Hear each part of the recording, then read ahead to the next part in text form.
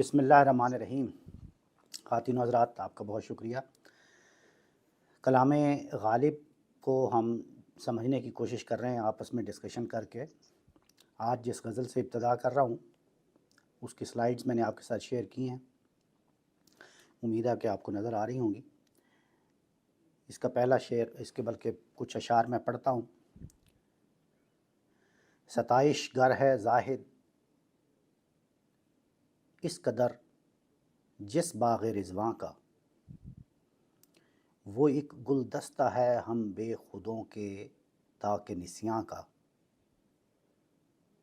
बयां क्या कीजिए बेदादे काविश हाय मिजगां का, कि हर एक कतराए खून दाना है तस्बीह। हर एक, यहाँ पे एक होना चाहिए, कि हर एक कतराए खून दाना है तस्बीह मरजां का।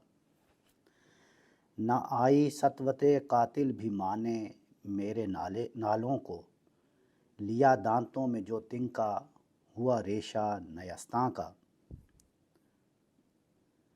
दिखाऊंगा तमाशा दी अगर फुर्सत ज़माने ने, मेरा हर दाग़े दिल एक तुख्म है सर्वे चरागां का।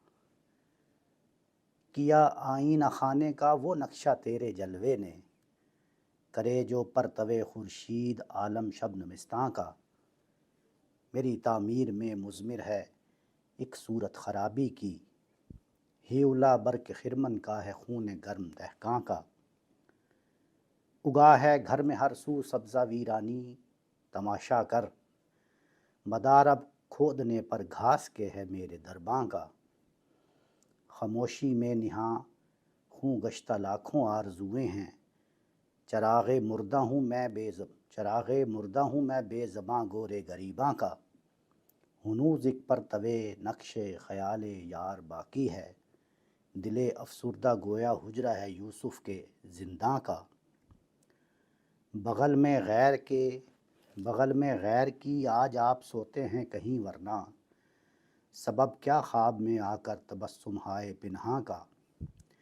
नहीं मालूम किस किस का लहू पानी हुआ होगा, क़यामत है सिर्श का आलूदा होना तेरी मिजगां का। नज़र में है हमारी जादाए राह फ़ना गालिब, कि ये शीराज़ा है आलम के अज्ज़ाए परेशां का। लंबी गज़ल है, लेकिन ये गालिब की आला तरीन गज़लों में से है। बहुत अच्छी गज़ल है। इसका एक एक शेर जो है, सारे शेर तो नहीं उस पाए के, लेकिन इसके ज़्यादातर शेर बहुत आला पाए के हैं। हर एतबार से, खूबी के एतबार से, उसकी शेरी महासिन, उसके फ़नी महासिन और उसके मज़ामीन, हर लिहाज से। लिहाजा ये गज़ल एक बहुत अच्छी गज़ल है। इसलिए मैं चाहूँगा कि इसमें चूँकि गालिब के बहुत सारे असालीब बयान हुए हैं, तो असल बात यही है कि गालिब के असालीब को अगर हम अच्छी तरह समझ लें तो हमें गालिब का कलाम समझने में बहुत आसानी होती। इसी तरह गालिब अपने उसलूब में क्या तलमीहात या क्या तशबीहात या क्या इख्तियारात अपने किन असालीब के तहत इस्तेमाल करता है, ये बात अगर वाज़ेह हो जाए तो उसके मज़ामीन जो हैं वो खुल के वाज़ेह होने शुरू हो जाते हैं। आप जानते हैं कि गालिब का एक उसलूब ये है कि उसके मज़ामीन बिलअमूम गिरफ्त में नहीं आते। हालांकि वो बिल्कुल आसान सादा सा शेर लगता है बज़ाहिर, लेकिन वो बाज़ औक़ात ऐसा होता है कि वो मिसरे ही गिरफ्त में नहीं आता। बहुत सारे शारहीन में इसके इख्तलाफ़ात हो जाते हैं, कोई कुछ उसकी शरह करता है, कोई कुछ करता है।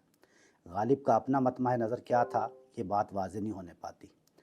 और बाज़ औक़ात वही मिसरा दूसरे मिसरे के साथ उस तरह मुताबिकत, यानी वो रखता तो है, जिसने लिखा है उसने बड़ा कमाल लिखा होता है, लेकिन उसमें से ये हमारी गिरफ्त में नहीं आता, हमारी समझ में नहीं आता कि ये दो मिसरों में आपस में क्या ताल्लुक़ है, इसमें क्या मुवाफ़क़त है या क्या मुताबिकत है। तो ये बात जो है ये आहिस्ता आहिस्ता ही समझ में आती है जब आप उसके असालीब से अच्छी तरह वाकिफ़ हो जाएं और समझ लें कि वो उसका बिलअमूम उसलूब क्या है, उसका क्या कहने का तरीक़ा क्या होता है या मनहज क्या होता है उसकी सोच का। तो ये बात अगर वाज़ेह हो जाए تو پھر اس کو اس کے اشعار کو سمجھنا جو ہے وہ بہت آسان ہو جاتا ہے۔ تو کوشش کرتے ہیں، بسم اللہ پڑھتے ہیں اس غزل سے۔ یہ غزل بہت اچھی غزلوں میں سے شمار ہوتی ہے۔ اس کا سب سے پہلا شعر دیکھیے، ستائش گر ہے زاہد اس قدر جس باغ رضواں کا۔ باغ رضواں جنت، ستائش گر یعنی بہت تعریف کرتا ہے جس کی، ستائش گر ہے زاہد، زاہد بہت ستائش گر ہے، زاہد بہت تعریف کرتا ہے۔ ستائش گر کا مطلب ہے کہ اتنی اس کی تعریفیں کرتا ہے کہ تعریفوں میں رطب اللسان ہے۔ جس باغ رضواں کا زاہد اس قدر ستائش گر ہے، یعنی جنت۔ سمجھ گئے نا کہ زاہد جو ہے وہ جنت کی جو اتنی تعریفیں کرتا ہے، زاہد جنت کے بارے میں جو اتنے بیانات دیتا ہے، جنت کے بارے میں اتنی تعریفیں کرتا ہے، اس کی خوبیاں بیان کرتا ہے۔ آپ جانتے ہیں کہ وہ آپ کی زبان زد عام ہے، آج کل بھی بہت سارے علماء کرام جنت کے بارے میں اور حوروں کے بارے میں بڑی تفصیلات بیان کرتے ہیں۔ تو زاہد جو ہے وہ جس باغ رضواں کا اس قدر ستائش گر ہے، اس قدر جس کی تعریفیں کرتا ہے، وہ ایک گلدستہ ہے ہم بے خودوں کے تاک نسیاں کا۔ تو ساری بات اس میں، ساری خوبی اس میں ہے کہ ایک تو اتنی بڑی جنت کو، جنت کی تمام تر خوبیوں کے سمیت ایک گلدستہ قرار دے دینا، یہ ایک بڑی دلیری اور جرأت مندی کا فیصلہ کیا غالب نے۔ یعنی وہ جنت جس کے بارے میں زاہد اتنا رطب اللسان ہے، اتنا ستائش کرتا ہے، اتنی تعریفیں کرتا ہے، وہ ہمارے لیے وہ ایک گلدستہ ہے، وہ ایک گلدستہ ہے۔ پھر اپنے آپ کو بے خود کہہ دیا، ہم بے خودوں کے، یعنی ہم بے خودوں کے لیے وہ ایک گلدستہ ہے۔ اور کون سا گلدستہ ہے؟ تاک نسیاں کا۔ نسیاں کہتے ہیں بھول جانے کو، یعنی ایسا تاک جس کو بالعموم بھلا دیتا ہے انسان، جس میں گھر کا بہت سارا سامان رکھ کے نا، ایسے تاک ہوتے ہیں، ایسی الماری آپ سمجھ لیں جس میں گھر کا کوڑ کباڑ سنبھال کے رکھ دیتے ہیں اور پھر بھول جاتے ہیں، یعنی اس میں اس کی کوئی اہمیت نہیں ہوتی ان چیزوں کی، تو اس کو کہتے ہیں تاک نسیاں۔ تو آپ دیکھیں ایک طرف جنت ہے اور دوسری طرف اس نے اس کو تاک نسیاں کا گلدستہ قرار دے دیا۔ تو یہ غالب کا ایک بالکل عام مضمون ہے کہ وہ یا تو جنت کو یعنی اپنے لیے قابل اعتنا نہیں سمجھتا، یا پھر اس کی بے اعتباری ثابت کرتا ہے۔ یہ بات واضح ہوئی نا جی، کہ ستائش گر ہے زاہد اس قدر جس باغ رضواں کا، وہ ایک گلدستہ ہے ہم بے خودوں کے تاک نسیاں کا۔ جو باغ رضوان زاہد کے نزدیک بہت اہمیت کا حامل ہے، بہت بڑی چیز ہے، وہ ہم بے خودوں کے لیے، بے خودوں مطلب ہم جیسے مست لوگوں کے لیے اس کی بس اتنی حیثیت ہے، اس کی یہ دیکھ لیں کہ اس کو کہا گلدستہ ہی ہے، پھولوں کا ایک بکے ہی کہا ہے اس کو، لیکن وہ ایسا بکے ہے، ایسا گلدستہ ہے کہ وہ ہمارے لیے بس ایسا ہے کہ ایک تاک نسیاں میں جیسے رکھ کے ایک چیز کو بھلا دیتے ہیں، ہمارے لیے اس سے زیادہ اس کی کوئی اہمیت نہیں ہے۔ ستائش گر ہے زاہد اس قدر جس باغ رضواں کا، وہ ایک گلدستہ ہے ہم بے خودوں کے تاک نسیاں کا۔ اس میں جو سب سے بڑی خوبی ہے وہ یہ ہے کہ اس نے غالب نے اپنے بہت سارے شعروں میں، یعنی اپنے کلام میں بے شمار دفعہ جنت سے بے اعتنائی یا جنت کی بے اعتباری جو ہے وہ واضح کرنے کی کوشش کی ہے، لیکن اس شعر میں بہت ہی خوبی کے ساتھ بیان کیا ہے۔ یعنی جو بھی ہے، ہم اس سے اختلاف کریں یا اتفاق کریں اس مضمون سے، لیکن اس نے جس طرح بیان کیا ہے یہ بہت اعلیٰ اسلوب میں بیان کیا ہے۔ ستائش گر ہے زاہد اس قدر جس باغ رضواں کا، وہ ایک گلدستہ ہے ہم بے خودوں کے تاک نسیاں کا۔ اب میں آپ سے ذرا کہتا ہوں، غالب کا ایک اور بڑا زبان زد عام بڑا مشہور شعر ہے جس میں وہ جنت سے بے اعتنائی یا اس کی بے اعتباری ثابت کرتا ہے، وہ ذرا آپ میں سے کوئی سنائے۔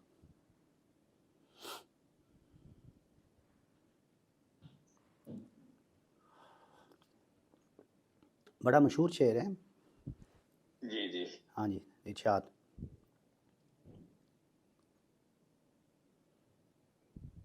میں معلوم تو ہے جنت کی حقیقت لیکن بالکل یہی ہے. دل کو خوش رکھنے کو غالب یہ خیال یہ خیال اچھا. بالکل. یس چلے سب کو یاد آ گیا. Very good. یہ بہت جی جی عام شعر ہے, بڑا زبان زد عام ہے. اس میں بھی وہی مضمون ہے, بالکل وہی مضمون ہے جو اس کا مضمون, یعنی مضمون دونوں کا ایک ہے. اب دیکھیں کہ وہ مختلف اسالیب میں اور مختلف انداز سے کیسے بیان کیا ہے. یہ شعر جو ہے یہ شعر کے مقام پہ اس سے اعلیٰ ہے. اس بات کو انڈرسٹینڈ کریں. ہم چونکہ ادب سکھا رہے ہیں, پڑھ رہے ہیں, تو اس میں یہ چیز بالکل واضح ہونی چاہیے کہ کیا چیز ہے جو, یعنی وہ بھی اسی شاعر کا کلام ہے, وہ بھی اسی شاعر کا کلام ہے. آپ دیکھیں, مجھے معلوم ہے جنت کی حقیقت ورنہ. اب دیکھیں نا, وہی چیز ہے, وہی مضمون, بات وہی ہے. آپ یوں کہہ لیں کہ شعر کو شعر کے مقابلے میں رکھا جائے تو مضمون کے لحاظ سے, جنت سے بے اعتنائی کے لحاظ سے, جنت سے بے اعتباری کے لحاظ سے, ہر جو بھی اس کا ایک خاکہ ہے اس کے ذہن میں, تخیل ہے, اس لحاظ سے ہر چیز ایک ہی ہے. لیکن اس کو جس طرح اس نے بیان کیا ہے, یہ چیز اس میں فارق ہو جاتی ہے, یہ فرق کرتی ہے دونوں میں. تو یہ چیز ہم نے, جی سلیم صاحب. میں نے کہا یہ غالب کی ہمت ہے کہ خدا سے لڑ پڑتا ہے. شعراء یہی کرتے ہیں, جی جی سب شاعر یہی جی کرتے ہیں. ابھی جب ہم کلام اقبال پڑھ رہے تھے پچھلے ہفتے, آپ کو یاد نہیں ہے میں نے اقبال کے کیا کیا شعر آپ کو سنائے تھے؟ آپ تھے نا؟ جی ہاں تھا بالکل. ہاں, تو اس میں آپ نے دیکھا نہیں. جی جی وہ کہتے ہیں, ہاں یہ بہت بہت لاڈ کرتے ہیں. اور جی ارشاد. جی آپ بتائیے خدیجہ. السلام علیکم سر. وعلیکم السلام. سر یہ آپ اقبال کس ٹائم پہ پڑھتے ہیں؟ یہ اپنا سلیم صاحب بتائیں. یہ ہم سیٹرڈے کو, ہر سیٹرڈے کو نہیں, مہینے میں ایک سیٹرڈے کو, اس کو بھی ہم نے ابھی فکس نہیں کیا کون سا سیٹرڈے اناؤنس کرتے ہیں. اور وہ تقریباً یہاں کینیڈا کے لحاظ سے دن کے 2 بجے سے 4 بجے تک ہوتا ہے. وہ ہر 2 مہینے, ہر مہینے یا ہر 2 مہینے, ہر 2 مہینے اسکیجول نہیں ہے. اس دفعہ آپ نے اناؤنس ابھی کیا ہے کہ یہ جو 19 تاریخ کو سیٹرڈے آ رہا ہے, دن کے 2 بجے وہاں پہ پاکستان میں پتہ نہیں کیا ٹائم ہوگا, رات کا کوئی ٹائم ہوگا. تو اس میں اس کو ارینج کر رہے ہیں کہ 19 تاریخ کو یہ 2 بجے ٹورنٹو ٹائم ہے, 2 بجے ٹورنٹو ٹائم پہ. تو اس کی ریکارڈنگ وغیرہ طارق صاحب یوٹیوب پہ سیٹ کیجیے گا. ریکارڈنگ وغیرہ کا ابھی ارینج نہیں ہو رہا. انشاءاللہ وہ کریں گے, اور انشاءاللہ جب آپ سنیں گی فیصل صاحب کو تو آپ بہت انجوائے کریں گی. انشاءاللہ. اچھا, غالب اور اقبال ان کے بہت ہی فیوریٹ وہ مضامین ہیں. جی جی. اس لیے ابھی اس کا اسکیجول نہیں ہے کوئی بھی, میں آپ کو یہ نہیں کہہ سکتا کہ کس دن اور کس ویک میں کس وقت ہوگا.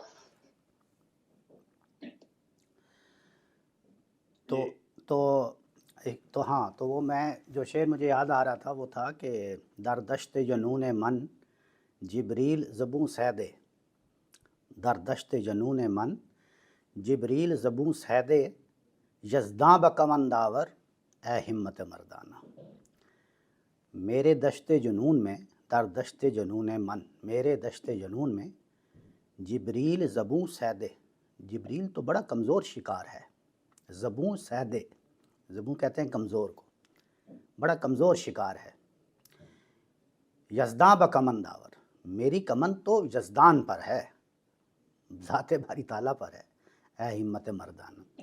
تو اس لیے یہ شعراء جو ہے یہ اس طرح کی جسارت کرتے رہتے ہیں. ان کا عام, آپ نے یہ جنت کے بارے میں ہم بات کر رہے ہیں, میرا خیال ہے داغ دہلوی کا یہ شعر ہے، یہ شاید طارق بھائی اس کی کریکشن کر سکتے ہیں یا ڈاکٹر فیصل اگر موجود ہیں، جس میں لاکھوں برس کی حوریں ہیں، جس میں لاکھوں برس کی حوریں ہوں، ایسی جنت ایسی جنت کو کیا کرے. ایسی جنت کو کیا کرے کوئی. داغ کا ہے نا. جی.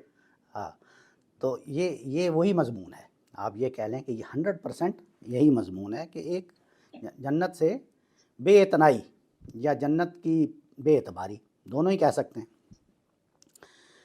تو اس لیے یہ شعراء کا عام جس کو کہتے ہیں پامال مضمون ہے. یہ اقبال بھی کہتے ہیں نا کہ جس کا عمل ہے بے غرض اس کی جزا کچھ اور ہے. جس کا عمل ہے بے غرض اس کی جزا کچھ اور ہے. حور و خیام سے گزر بادا و جام سے گزر. یعنی یہ جنت اور دوزخ اور جنت کی جو باتیں ہیں ان سے آگے گزر، ان کو چھوڑ. تو آپ جانتے ہیں اقبال نے اپنا the reconstruction of religious thoughts in Islam میں اپنا نقطہ نظر جنت اور دوزخ کے بارے میں بتایا. کہ میں بات ہماری کہیں اور چلی جائے گی، لیکن یہ آپ جانتے ہیں کہ ان کا نقطہ نظر ابتدا جو ہے دنیا کی کائنات کی، میں مختصراً عرض کر دیتا ہوں، وہ ابتدا جو ہے وہ تو وحدت الوجودی ہی ہے، لیکن انتہا جو ہے، انتہا کیا ہے؟ یعنی ادھر جنت اور دوزخ ہے نا انتہا میں، تو اس میں وہ مختلف نظریہ رکھتے ہیں. تو واضح ہے یہ غالب کی غزل پہ. تو دوبارہ یہ شعر دیکھیے، ستائش گر ہے زاہد اس قدر جس باغ رسواں کا. بہت اچھا اسلوب ہے.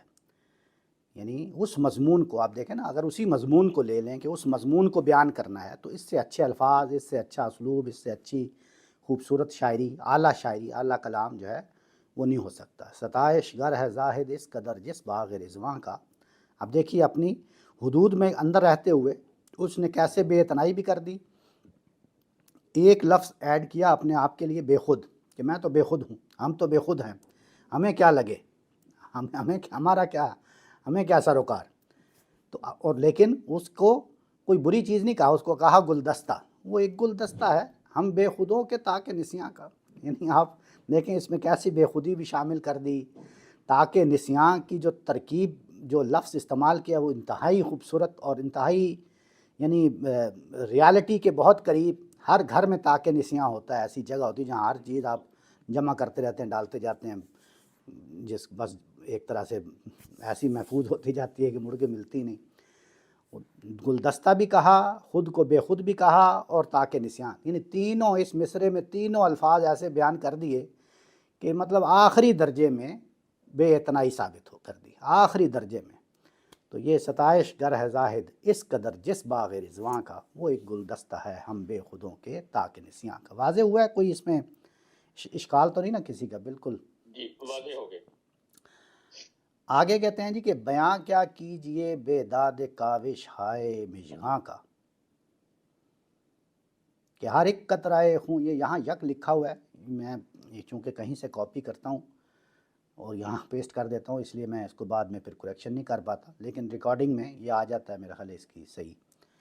بیاں کیا کیجئے بے داد کاوش ہائے مژگاں کا، کہ ہر ایک قطرائے خون دانہ ہے تسبیح مرجاں کا.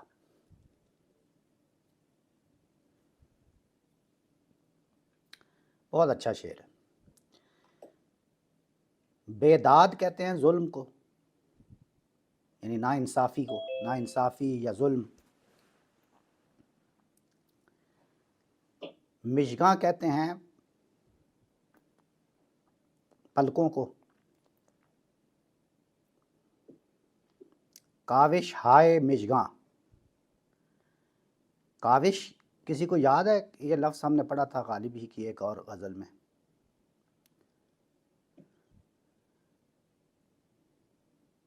کسی کے ذہن میں ہے؟ ہم نے ایک شعر پڑھا تھا نا، یا غالباً پہلی غزل کا شعر تھا، اس میں نے اس کا تعارف کرایا تھا. کاو کاوے سخت جانی ہائے تنہائی. وہ جو کاو دو لفظ ہے نا، کاو، جی کاوے اس کو پڑھتے ہیں کاو کاوے. کاو کاوے سخت جانی ہائے تنہائی نہ پوچھ. وہ جو کاو کا جو اصل مصدر ہے کاویدن، اس کا حاصل مصدر ہے کاوش. کاویدن کا مطلب ہوتا ہے کوئی چیز کریدنا، کھودنا. کریدنے کو کہتے ہیں کاویدن. اور کاوش جو ہے، کاوش یہ اس کا حاصل مصدر ہے. ٹھیک ہے. ایک تو کاوش ہمارے یہاں اردو میں بھی استعمال ہوتا ہے نا، کوشش، یہ بھی اسی سے ہی نکلا ہوا ہے، کوشش کرنا، کاوش. لیکن یہاں پہ آپ نے دیکھا ہوگا بہت سارے لوگ اس شعر کو اس معنی میں لیتے ہیں کہ مژگاں کی کاوشیں یا مژگاں کی کوششیں. یہ نہیں ہے یہاں پہ. یہاں پہ وہ اصل معنوں، حقیقی معنوں میں ہے جو اس کا اوریجنل معنی ہے فارسی میں، کاوش. کوئی بتائے گا کہ کاوش ہائے مژگاں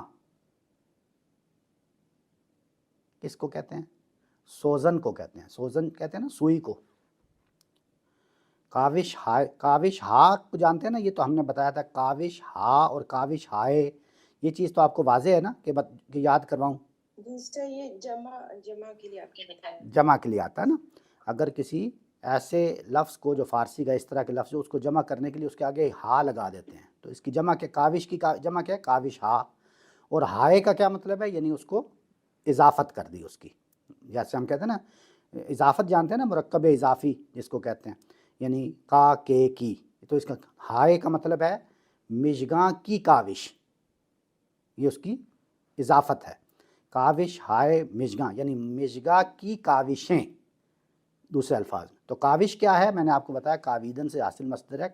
سوئی جیسے ہوتی ہے نا، سوئی کریدنے کو کہتے ہیں. تو کاوش ہائے مژگاں، مژگاں کی سوئیاں، سوزن. تو کس کو کہا ہے بتائیں ذرا؟ کاوش ہائے مژگاں، مژگاں کی سوئیاں کیا ہوتی ہیں؟ یہ کیا سمجھ نہیں آئی؟ پلکیں تو مژگاں ہو گیا نا. اس کو کیا کہتے ہیں؟ جی ہاں، جو باہل ہوتے ہیں. کسی کو آتا ہے اس کا لفظ کیا کہتے ہیں اس کو؟ مجھے سرائکی میں آتا ہے، پنجابی میں نہیں آتا ہے کہ اس کو کیا کہتے ہیں. سوری، اردو میں نہیں آتا کہ کیا کہتے ہیں. سرائکی میں بتائیں. سرائکی میں تو کہتے ہیں پڑیال کہتے ہیں. پڑیال. تیڈ پلکیں دی، وہ کہتا ہے، سنا ہوگا، تیڈ پلکیں دی پڑیال چما. تو وہ ہمارے یہاں پنجابی میں بھی اس کو شاید پڑوال کہتے ہیں. پڑوال پہ دیکھا. اچھا، پڑوال. تو بہرحال یہ بال جو ہوتے ہیں نا، آئی لیشز کے بال، آئی ڈونٹ نو اس کو کیا کہتے ہیں انگلش میں یا اردو میں، آئی ایم سو سوری. لیکن کاوش ہائے، پلکوں کی چلمن بھی کہتے ہیں نا. نہیں، یہ ایسے ہوتا ہے کہ بال کا جو پلکے کے بال ہوتے ہیں اس کے اندر کچھ بال اور اگاتے ہیں، یا اس کے اندر ایک پوری لائن بن جاتی ہے بالوں کی، اسے ہم پڑوال کہتے ہیں. یہ ڈاکٹر جو ہے نا آئی کے، وہ جانتے ہیں اس چیز کو. اچھا، پڑوالوں کو پھر نکالا جاتا ہے پلکنگ کر کے یا الیکٹرک کارٹیزسٹ کر کے، اس کو پڑوال بولتے ہیں. اوکے. بہرحال آپ سمجھ گئے ہیں کہ پلکوں کے جو بال ہوتے ہیں ایسے کھڑے ہوئے ہوتے ہیں نا. آج کل تو بہت ہی کھڑے ہوئے ہوتے ہیں، فیک بھی لگاتے ہیں لوگ بہت زیادہ. وہ تو وہ ایک، یہ بھی ایک حسن کی وہ ہے یعنی علامت. تو کاوش ہائے مژگاں، وہ سوئیوں کی طرح ایسے کھڑی ہوئی ہوتی ہیں بال جو ہوتے ہیں. تو وہ ظاہر ہے. تو اب کہنا کیا چاہ رہا ہے کہ ان کا جو ظلم ہے، یعنی وہ کہہ رہا ہے کہ مجھ پہ یہ ظلم ڈھا رہے ہیں. وہ جو پلکوں کے جو بال ہیں وہ بے داد کہتے ہیں ظلم کو یا ناانصاف. بیاں کیا کیجئے بے داد کاوش ہائے مژگاں کا. کاوش ہائے مژگاں کا ظلم کیا بیان کروں. ٹھیک ہے، یہاں تک تو کلیئر ہے نا. تو یہاں تک تو یہی ہے کہ محبوب کے حسن کا جو عاشق پر ظلم ہو رہا ہے اس کے نتیجے میں اس کا کہہ رہا ہے کہ میں کیا بیان کروں. آپ دیکھیں اس کا آگے کہاں جا کے جوڑا ہے کہ ہر ایک قطرہ خون دانا ہے تسبیح مرجاں کا. اب یہ عام کوئی شاعر ہوتا تو وہ تو قریب ہی رہتا ہے. یہ غالب ہے، یہ بہت آگے نکل گیا. تو کہتا ہے کہ جو سوئیاں ہیں، سوزن، یا وہ سوزن جو ہیں وہ تیر بن کے आशिक के दिल में लगेगा, या कोई शायर कहेगा कि जिगर में लगेगा, कोई कह देगा कि पूरी बॉडी पे ही लगेगा, वगैरह वगैरह। तो ये बढ़ता जाएगा बढ़ता जाएगा बढ़ता जाएगा, तो उसने आखिरी दर्जे में जुल्म साबित करना है।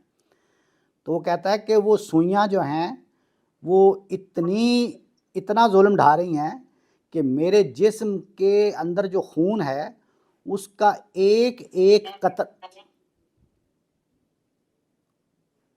कुछ कहना चाह रहे हैं कोई साहब? डॉक्टर फैसल साहब, आप कहना चाह रहे हैं कुछ? नहीं अच्छा जारी रखिए। अच्छा, तो मेरे जिस्म के अंदर जो एक एक कतरा है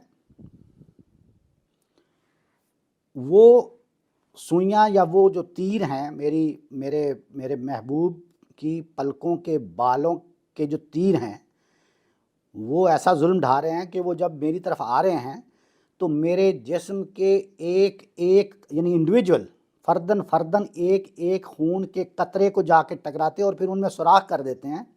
तो ऐसा सीन सामने आता है जैसे मरजान, एक पत्थर को कहते हैं सुर्ख रंग के, तो उसकी जो तस्बीह होती है मरजान की, उसके अंदर जो सुराख होता है, उसका जो सुराख समझ गए ना? तो तो जिस तरह तस्बीह है मरजान के दाने के अंदर वो सुई सुराख कर देती है और फिर वो तस्बीह बन जाती है, तो उसको वो खून के कतरों के साथ तशबीह दी है। ये बात वाज़ेह हुई जी कि हाँ, बयां क्या कीजिए बेदाद काविश हाय मिशगां का, कि हर एक कतराए खून क्या बन गया? दाना है तस्बीह मरजां का।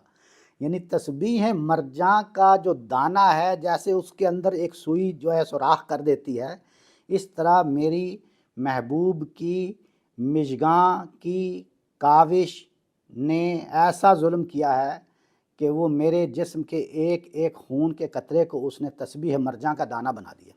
क्या समझे?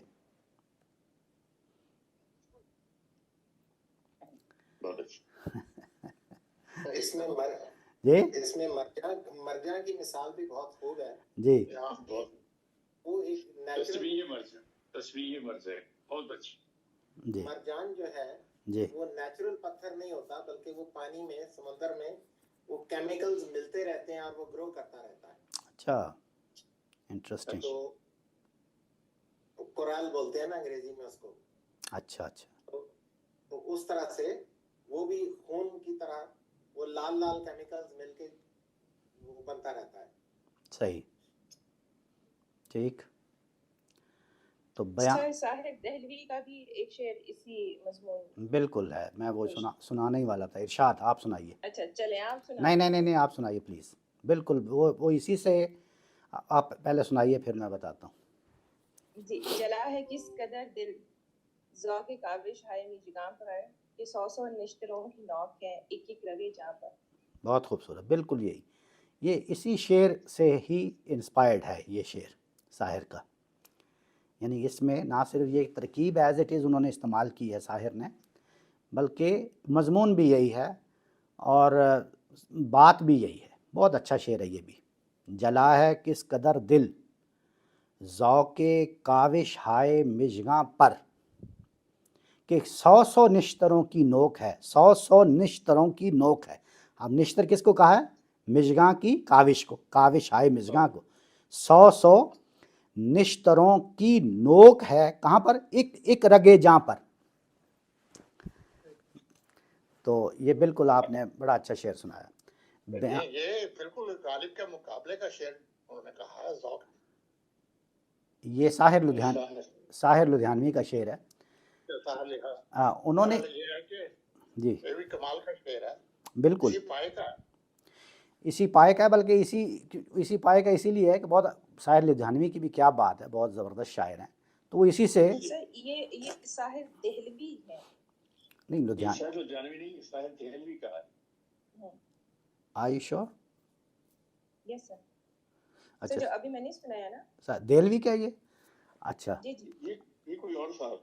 अच्छा, साहिर देहलवी का, ओके, फिर मुझे गलती लगी, उन्हीं का होगा बिल्कुल, साहिर का बिल्कुल। لیکن مجھے غلطی لگی، میں سمجھا ساحل لدھیانوی کا یہ جلا ہے کس قدر دل ذوق کاوش ہائے مژگاں پر کہ 100 نشتروں کی نوک ہے ہر ایک رگے جاں پر۔ ایک اور اسی طرح کے شعر ہے، بچے گا نہ کاوش سے مژگاں کی دل، یہ رند لکھنوی کا ہے جو اب میں سنا رہا ہوں۔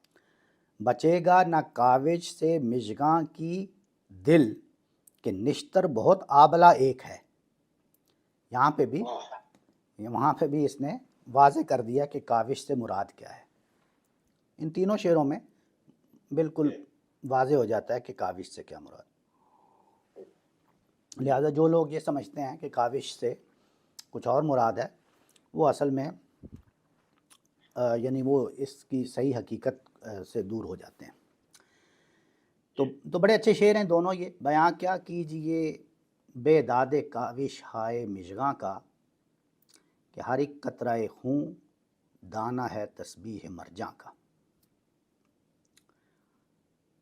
آگے مجھے تو اس سب میں ایک غالب سب سے اوپر دکھائی دیتے ہیں۔ جی اس میں کوئی شک نہیں ہے، اصل میں تو یہ سارے شعر جتنے بھی اس کے بعد آئے ہیں یہ غالب ہی سے انسپائرڈ ہیں، یعنی نہ صرف یہ کہ یہ ایک ترکیب ہے۔ خوبصورتی کے ساتھ انہوں نے نا وہ سن لیا اور اس سے وہ قطرہ خون کا تسبیح کا دانہ بن جائے، پھر اس کو تسبیح مرجع میں پروتے ہیں، بہت خوبصورت۔ اور یہ ترکیب جو ہے نا، آپ دیکھیں کاوش ہائے مژگاں، آپ یہ دیکھیں کہ سب شعراء مجبور ہیں کہ یہ پوری ترکیب استعمال کریں، وہ اس کا کوئی سبسٹیٹیوٹ نہیں لا سکے، وہ یعنی ایز اٹ از انہوں نے وہ ترکیب استعمال کی ہے سب نے۔ تو یہ اسی سے انسپائرڈ ہیں سارے۔ بہت اچھا شعر ہے، بیاں کیا کیجئے بے داد کاوش ہائے مژگاں کا۔ دوسرے مصرے میں جو ہے نا، اصل میں جو مبالغہ ہوتا ہے شاعر کی، یہ خوبی ہوتی ہے مبالغہ۔ یہ مبالغہ یعنی جتنا مبالغہ کوئی کر سکے، یہ وہ مبالغہ رائی وہ والی نہیں ہے جو، یعنی یہ شاعرانہ مبالغہ ہوتا ہے۔ اور اس میں یہ شاعرانہ مبالغہ جو ہے، اس میں کیا بات ہے، اس کا ایک اپنا حسن ہوتا ہے۔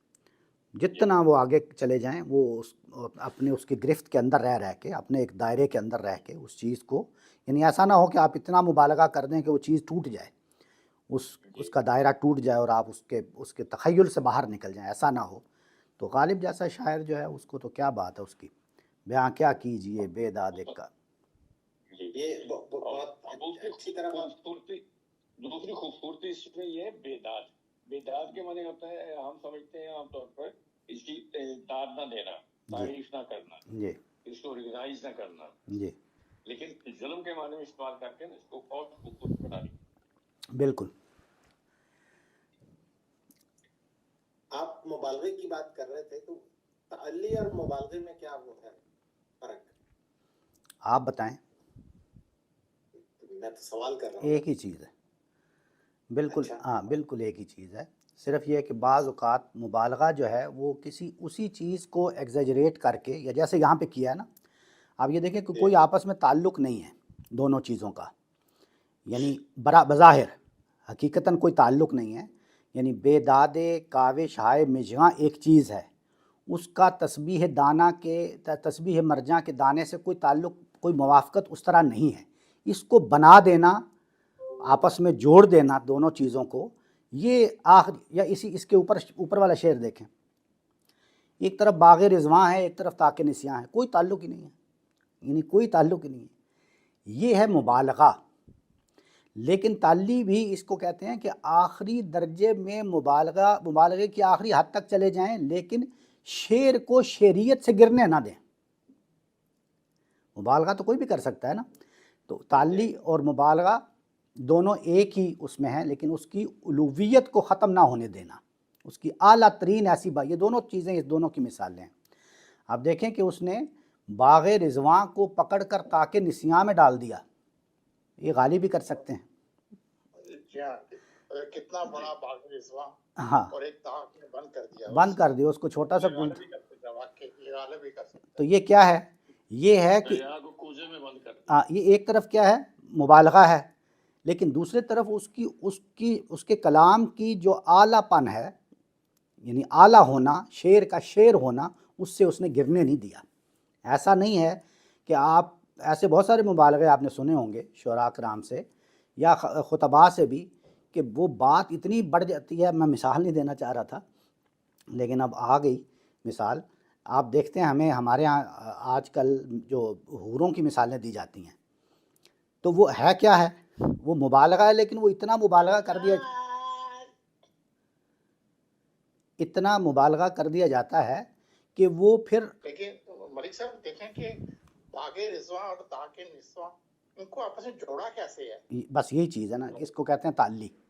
یعنی اتنا بلندی پر لے جانا کہ بظاہر کوئی موافقت، کوئی اس کی مطابقت نظر نہ آئے، لیکن اس کے اندر پھر بھی قائم رہے بات. تو میں جو وہ دوسری مثال دینے والا تھا اس میں کیا ہے کہ وہ ایک وقت آتا ہے کہ آپ کا جو تخیل ہے وہ بوریت اختیار کر لیتا ہے. یعنی آپ جنت کے ان حقائق کو بیان کرنا شروع کر دیں یا حوروں کے کہ وہ لگتا ہے کہ یار یہ بالکل فیک ہے، یہ فیک چیزیں لگنی شروع ہو جائیں. تو اس کا کیا مطلب ہے کہ ہے تو ایک مبالغے کی حد تک آپ نے بیان کیا، لیکن وہ اس کو قائم نہیں رکھ سکا. اس کا جو اسٹیچر ہے یا اس کا جو اسٹیٹس ہے اس کو قائم نہیں رکھ سکا. تو یہ آپ سمجھ گئے ہوں گے کہ ان دونوں میں کیا فرق ہے. آگے بڑھیں جی، 5 منٹ ہیں ہمارے پاس. جی جی ضرور. نہ آئی سطوت قاتل بھی مانے میرے نالوں کو، لیا دانتوں میں جو تنکا، ہوا ریشہ نیستاں کا. سمجھ میں آتا کسی کا یہ شعر؟ بہت خوبصورت شعر ہے. اس میں شعری محاسن تو ہیں سو ہیں، لیکن جو فنی محاسن ہیں اس میں ایک محاورہ استعمال ہوا، پھر تلمیح استعمال ہوئی، اور پھر مضمون جو استعمال، تینوں کے تینوں اپنے کمال پہ ہیں. اب دیکھیے کیا ہے. سب سے پہلے تو نہ آئی سطوت قاتل، قاتل کی سطوت، قاتل کا روب دبدبا، میرے قاتل کا روب دبدبا، سطوت قاتل. نہ آئی سطوت قاتل بھی مانے، آئی مانے، یعنی مانے آنا، یہ محاورہ ہے. مانے آنا یعنی اس میں مانے ہو جانا، اس میں کوئی رکاوٹ پیدا کر دینا، ہرڈل پیدا کر دینا، کوئی ریسٹرکشن پیدا کر دینا، اس میں رکاوٹ پیدا کرنا.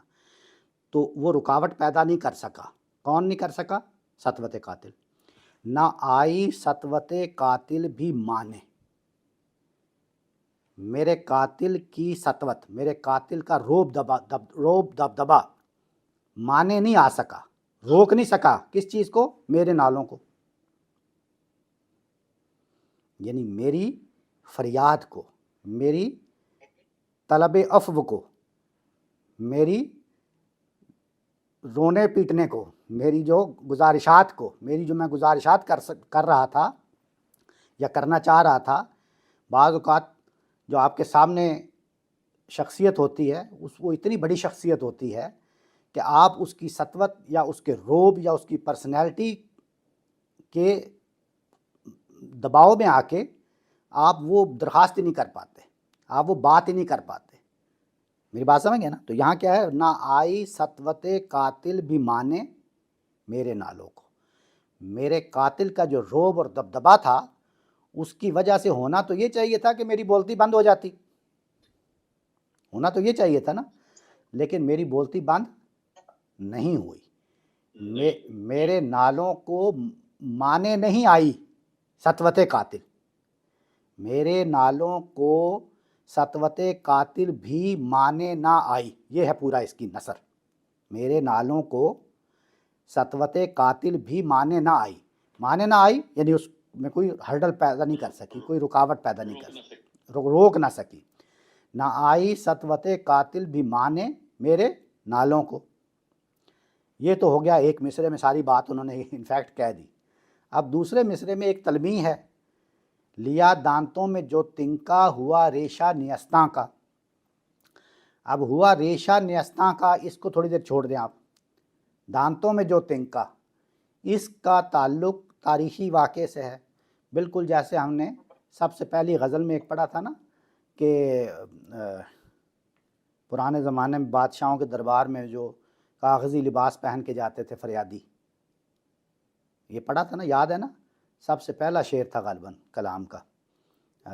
کاغذی ہے پیرہن تو تھا نا، کاغذی ہے پیرہن. تو اس میں ایک تلمیح تھی کہ پرانے زمانے میں خاص طور پہ ایران میں وہ کاغذی پیرہن پہن کے جاتے تھے. تو یہاں پہ جب کسی دربار میں، بادشاہ کے دربار میں کوئی فریادی آتا تھا تو اس کے دانتوں میں تنکا رکھ دیا جاتا، دانتوں میں ایک تنکا دے دیا جاتا تھا تاکہ وہ بولے نہ، تاکہ وہ یعنی اپنی زبان پہ قابو رکھے، اپنا منہ بند رکھے. یہ ایک تلمیح ہے. تو دانتوں میں تنکا کا مطلب ہے کہ آپ نے دیکھا ہوگا ابھی پچھلے دنوں بھی کوئی مولوی صاحب تھے، میں نے ایک ویڈیو ہی کسی نے مجھے بھیجی، اس میں وہ تعویذ دے رہے تھے کہ یہ تعویذ میاں بیوی کا جھگڑا ختم کرنے کے لیے نا.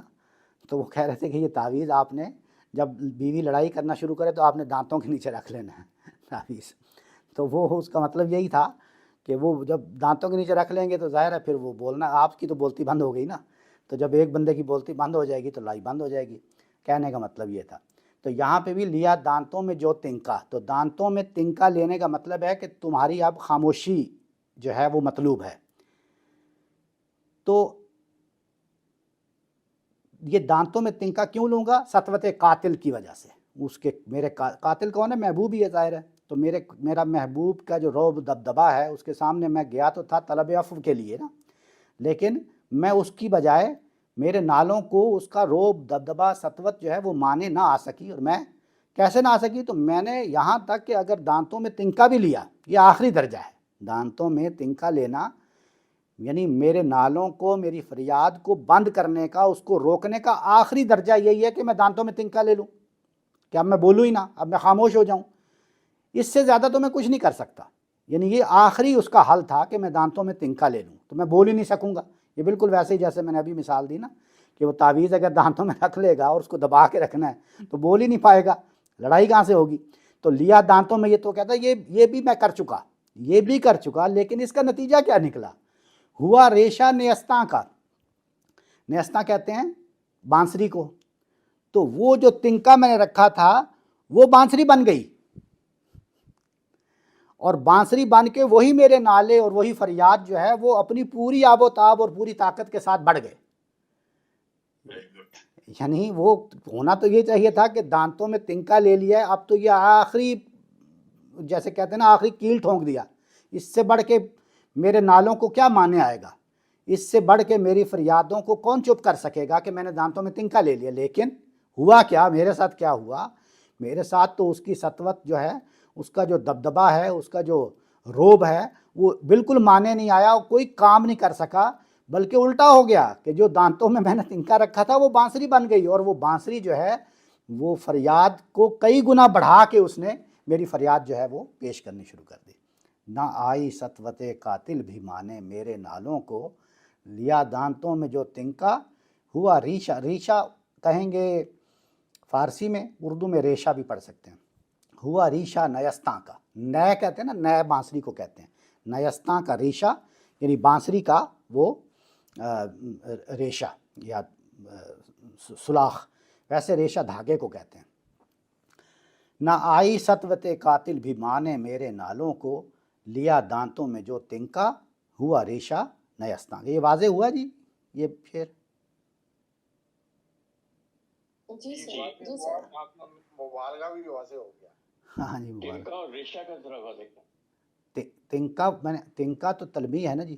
تنکا تو میں نے عرض کیا کہ وہ تو ہو گیا کہ جب تنکا، آپ پرانے زمانے میں یہ ہوتا تھا کہ کسی کے منہ میں تنکا رکھ دینے کا مطلب یہ ہوتا تھا کہ اب آپ کچھ نہیں بولیں گے، اب آپ خاموش رہیں گے. ابھی میں نے ایک مثال بھی دی، آپ نے یقیناً دیکھی ہوگی، یہ ٹی وی پہ ایک ویڈیو کلپ اس میں سوشل میڈیا پہ تھا، کسی پیر صاحب وہ اس کو دے رہے ہیں تعویذ کہ جب میاں بیوی کا جھگڑا ہو جائے تو تم نے یہ تعویذ اپنے دانتوں میں دبا لینا ہے. تو وہ جو تعویذ دانتوں میں دبانے، حالانکہ وہ تعویذ کچھ نہیں ہوگا، وہ دانتوں میں دبانے کا مطلب یہ ہے کہ اپنی بولتی بند رکھنی ہے تم نے. تو پرانے زمانے میں تنکا جو ہے وہ دبا لیتے تھے، اس کا مطلب ہے کہ اب تم نے بولنا نہیں ہے. تو جب تم بولو گے نہیں تو تم فریاد نہیں کر سکو گے، کوئی نالہ نہیں کر سکو گے. تو لیا دانتوں میں جو تنکا، یہ اپنی جگہ پہ مکمل بات ہے، یعنی اس کے اوپر نیچے آگے پیچھے کچھ نہ ہو، صرف اتنا ہی ہو تو یہ بات مکمل ہے. لیا دانتوں میں جو تنکا, اس کا کیا مطلب ہے؟ اس کا مطلب ہے کہ دانتوں میں تنکا لے لیا, اب میں نے یہ آخری اپائے کر لیا کہ میں نہیں بولوں گا. اب یوں کہہ لیں کہ ہونٹوں کو سی لیا. اگر میں اتنا بولوں ہونٹوں کو سی لیا تو اس کا کیا مطلب؟ اس کا مطلب ہے کہ اب میں نہیں بولوں گا. ہونٹوں کو سی لیا تو زمانے نے یوں کہا, یہ چپ سی کیوں لگی ہے جی, کچھ تو بولیے. تو ہونٹوں کو سی لیا یا لیا دانتوں میں جو تنکا, ایک ہی مطلب ہے. تو لیا دانتوں میں جو تنکا, تو میرے ساتھ کیا ہوا؟ دانتوں میں تنکا لینے کے نتیجہ تو یہ نکلنا چاہیے تھا نا کہ اب میری بولتی بند, اب میں کوئی فریاد کوئی نالہ نہیں کر سکوں گا. لیکن اس ہوا ریشہ نیستاں کا, وہ تنکا جو تھا وہ بانسری بن گئی, وہ بانسری بن گئی, ریشہ بن گیا, اس کی سلاخ بن گئی, بانسری کی سلاخ بن گئی, وہ بانسری کا ریشہ بن گیا. اور کیا مطلب ہے اس کا؟ اس کا مطلب ہے کہ جو میں فریاد زبان سے کر رہا تھا, اب وہ بانسری کی آواز میں کئی گنا بڑھ کے فریاد بن گئی. وہ نالے بڑھ گئے میرے, اور بھی زیادہ پر تاثیر میرے نالے ہو گئے. تو اس لیے کہنے کا مطلب یہ ہے کہ سطوت قاتل جو ہے وہ کسی صورت بھی میرے نالوں اور میری فریاد کو مانے نہیں آ سکی.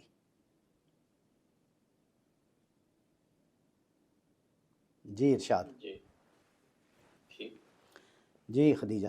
سر وہ پاکیزہ مووی کا بھی ایک گانا ہے نا, اس میں بھی وہ گائکا یہی کہتی ہیں, جو کہی گئی نہ مجھ سے وہ زمانہ کہہ رہا ہے کہ فسانہ بن گئی ہے میری بات چلتے چلتے. تو اس میں بھی لگ رہا ہے کہ جیسے فسانہ بن گیا ہے, یہ جو خاموش وہ رہنا چاہ رہے ہیں لیکن رہا نہیں جا رہا. صحیح ہے. نہ آئی سطوت قاتل بھی مانے میرے نالوں کو, لیا دانتوں میں جو تنکا ہوا ریشہ نیستاں کا. دانتوں کا تنکا مجھے خاموش کرنے کی بجائے میرے نالوں کو, میری فریاد کو بڑھوتری دینے کا باعث بن گیا. واضح ہے جی؟ کوئی سوال, کوئی اشکال, کوئی تبصرہ کوئی ہے تو ارشاد فرمائیے, ورنہ اجازت دیجیے. سر وہ بانسری کی جو نئے ہوتی ہے وہ بھی بڑا فریادی قسم کی اس کی آواز ہوتی ہے, ساؤنڈ ہوتی ہے اس کی. ہاں بالکل بالکل, یہ اسی لیے انہوں نے اس سے کہا ہے.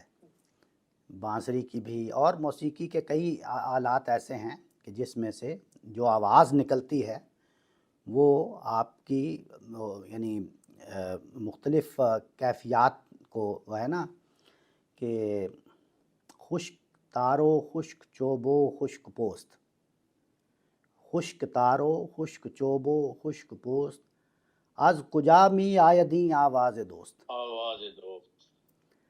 کہ یہ تار جو ہے یہ بھی خشک ہے, یعنی ڈیڈ ہے. تار ستار بجاتے ہیں نا, ستار جو ہوتا ہے, تو اس کا جو تار ہے وہ ڈیڈ ہے, چمڑے کا بنا ہوا ہے لیکن مرا ہوا ہے نا, وہ زندہ تو نہیں ہے. خشک تارو خشک چوبو, چوب جی خشک تارو خشک چوبو خشک مغز, خشک تارو خشک چوبو خشک پوست, مغز میم غین سے. اچھا, مجھے لگتا ہے میں نے پوسٹ پڑھا. پوسٹ کہتے ہیں چمڑے کو, جس سے وہ چمڑے کا بناتے ہیں نا, وہ ڈھول ٹائپ. پھر ہم ایسے پڑھتے ہیں خشک تارو خشک مغزو خشک پوست. اچھا, خشک جامی آئیدی آواز دوست. ہاں تو پھر اگر یہ سب, یہ مختار محفوظ صاحب کی کتاب ہے آواز دوست, کتاب, ہاں نہیں کتاب کا نام تو خیر انہوں نے اس شعر سے لیا ہے. تو یہ ہاں تو خیر اینی ہاؤ, تو کہ یہ ساری چیزیں خشک ہیں. تو پھر یہ جو آواز آ رہی ہے اس آلے سے, اس موسیقی کے آلے سے, یہ میرے دوست کی, میرے محبوب کی آواز ہے. پھر یہ کہاں سے آ رہی ہے؟ سب چیزیں تو ڈیڈ ہیں, یعنی یہ چمڑا بھی ڈیڈ ہے, یہ لکڑی بھی ڈیڈ ہے, یہ تار بھی ڈیڈ ہے, خشک ہے. تو پھر آواز مجھے کہاں سے آ رہی ہے؟ تو وہ کہنا یہ چاہ رہا ہے کہ یہ خشک نہیں ہے, اس کے اندر میرے محبوب کی آواز ہے, یہ آواز آتی ہے, یہ مجھے آ رہی ہے. تو اسی طرح نئے کی آواز بھی, نالے کی آواز جو ہے اس کے ساتھ انہوں نے کہا کہ نالے فریاد بڑھ گئی ہے, میری آواز جو ہے وہ بڑھ گئی ہے, بجائے اس کے کہ وہ بند ہو جاتی یا اس کے معنی ہو جاتی. جی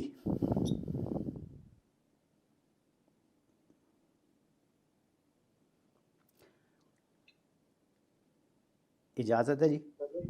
एक टोटका हाथ आ गया कि दांतों में तावीज दबा लिया जाए कोई हाँ। जब वैसी नौबत आए तो। हाँ बिल्कुल, ये तो बड़ा मशहूर है ये बड़ा मशहूर। है ये। हाँ मौला तारिक जमील साहब बयान करते हैं। अच्छा, मैंने शायद उन्हीं का सुना, मुझे याद नहीं कौन मौलाना थे, लेकिन वो अक्सर बयान किया करते हैं अपने बयान में। अच्छा अच्छा अच्छा। तो क्या इस उम्र में भी जरूरी है ताबीज मुंह में दबाना? उम्र की कोई कैद नहीं, अगर जिंदा है इंसान तो फिर उसको लाजमी ये आखिरी लम्हे तक चलता रहेगा कॉन्फ्लिक्ट। जी बिल्कुल। इस उम्र में तो ज्यादा जरूरत पड़ती है क्योंकि वो जो दूसरा पार्टनर है वो शेर ही इस उम्र में होता है। अच्छा, जब उसको डर नहीं होता कि अब कोई निकाल देगा। शुरू में आप लोग मौका नहीं देते ना, ये इसके बाद में शेर होना पड़ता है। सही बात है, ये बिल्कुल सही है। मजा आया। आखिरी गुफ्तगू का बहुत मजा आया। नहीं बहुत अच्छा आपने एक्सप्लेन किया वैद साहब, बहुत जबरदस्त। मतलब वैसे अगर आप ये आप एक्सप्लेन ना करते तो बहुत सी चीजें समझ ही नहीं आ सकता था। ये शेर जो है ना, जो स्पेशली आखिरी वाला शेर जो था जी कैसे कन्वर्ट हो गया वो उसके, वो तिनका जो है वो बांसुरी में कन्वर्ट होके वो नाले वहीं से निकलने लगे और खुशगवार खात्मा। और इसमें दो फैसल साहब तो थे, एक फैसल रियाज भी आ जी एक बड़े फैसल थे, एक डॉक्टर फैसल सईद थे, एक फैसल रियाज साहब। ये अगर अपना चेहरा दिखा देंगे तो रियाज और भी बहुत से आएंगे। फैसल रियाज साहब चेहरा दिखाएं जी तारिक साहब को।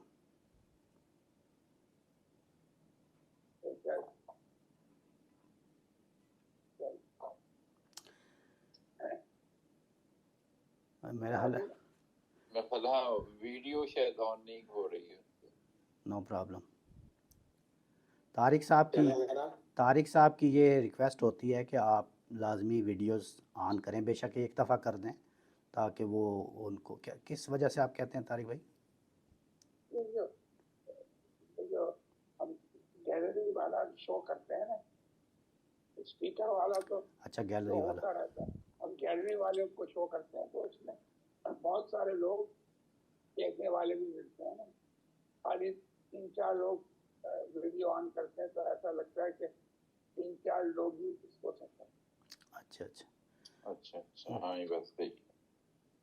वो उसमें भी वो एक बात याद आती है ना कि एक उस्ताद थे तो वो एक दिन नहीं आए, तो अगले दिन तलबा ने शिकायत की कि आप नहीं आए, तो उन्होंने कहा मेरी किताबें रखी थी, आप उनको मेरा ही हाजिरी समझते। तो अगले दिन वो उस्ताद साहब आए तो सारे तलबा की जगह पे उनकी किताबें रखी हुई थी।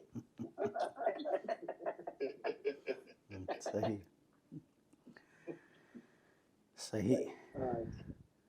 चलिए जनाब, बहुत शुक्रिया सबका। बहुत शुक्रिया।